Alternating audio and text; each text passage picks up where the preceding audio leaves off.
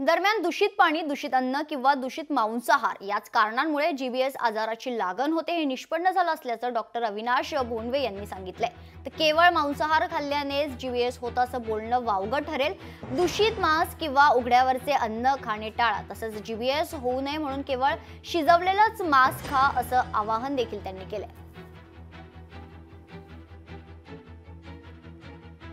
कोंबडी किंवा कोंबडीचं मांस जे आहे ते आपण शिजवूनच खाल्लं पाहिजे, किंबहुना आपण ते शिजवलेलंच खातो. कच्चं मांस खाण्याची पद्धत आपल्याकडे नाही. त्याच्यामुळे हे म्हणणं वरकरणी ठरेल की तुम्ही कोंबड्या खाऊ नका किंवा कोंबडीतूनच पसरतो, हा पाण्यातून पसरतो हेही सिद्ध झालेलं आहे. दूषित अन्नातून पसरतो हेही सिद्ध झालेलं आहे. हा बॅक्टेरिया, हा जीवाणू जिथं जिथं असेल तिथून आपल्या शरीरामध्ये काही संसर्ग होईल. तो संसर्ग झाल्यानंतर आपल्याला उलट्या जुलाब होतील आणि उलट्या जुलाब झाल्यानंतर, तो बरा झाल्यानंतर 3 आठवड्यांनी जर आपली प्रतिकार शक्तीमध्ये बदल घडला असेल तरच हा आजार होतो. त्याच्यामुळे असं प्रत्येकाला सरसकट हा आजार होईल असं म्हणणं हे फार वरकरणी ठरेल.